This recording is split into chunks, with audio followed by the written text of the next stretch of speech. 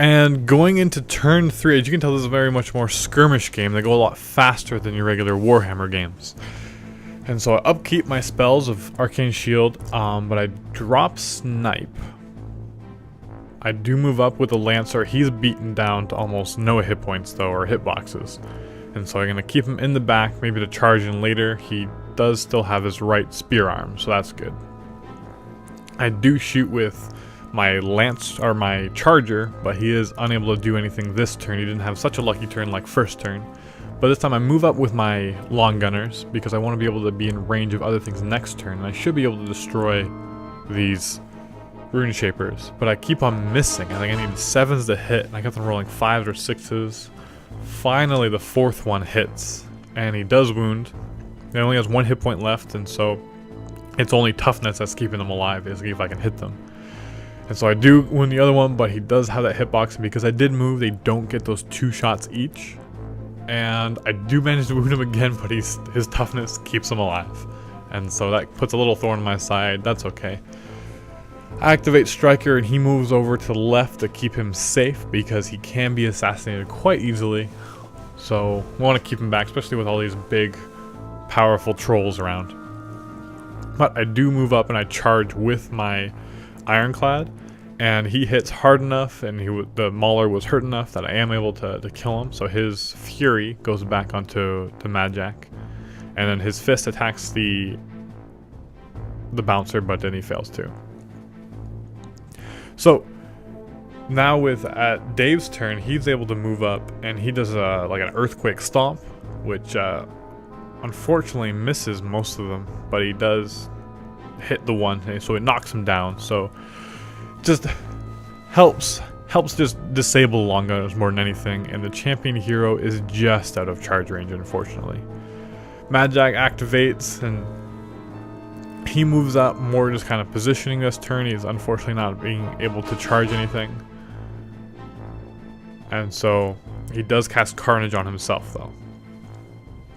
And then the Rune Shaper comes up to block line of sight and charging, just kind of a buffer for Majak there. Then the Bouncer does a little fancy maneuver here. He runs around the front of Ironclad, but never leaves his front arc, so he doesn't gain any free hits. And then with his reach, he actually goes forward and finishes off the Lancer. So, one less Warjack to worry about, and then he casts Bounce on himself. And so if the Ironclad hits him, he'll be pushed back, and so won't be able to do a sustained assault. So, during a Cygnar turn first, Striker activates after allocating all his focus to his jacks, and he runs in and he goes in for a hit, which he barely hits, and terrible critical failure on a wound, but that's okay because it bounces him back first. First of all out of harm's way, but then because Bounce is gone, the Ironclad can hit to his heart's content and not worry about being bounced away. And so he does just uses his basic attack, and then just uses all of his focus on just his normal, just additional attacks with his hammer. And he is rolling well because he's strength 18, his defense is about that, so it damages his dice. And so after, I think it was 4 attacks, he finally completely destroys that War Beast, the Bouncer, and we can move on. And then the Charger shoots, he hits the champion hero, kills him, but then toughness keeps him alive, so he's knocked down but still alive. And then he shoots the Rune Bear, and luckily toughness does not keep him alive. And so the Long Gunners now activate. They get up, they're shooting individually at the champion hero, because again they just have to barely scratch him. Then the ones in melee combat that are engaged fire again, or they have a little sword as well, so they hit the Rune Bear. Unfortunately, aren't able to do anything. And then my second to last Long Gunner kills the champion hero, and my other Long Gunner tries but fails to hit Majak. And then they try to hit the Rune Shaper to try to free up the other Long Gunners. They miss, it diverts, and it randomly hits my other Long Gunner, which of course I kill myself because Long Gunners hit quite easily. It's just unfortunate that I wasn't able to do anything. So now it's the Trolls' turn.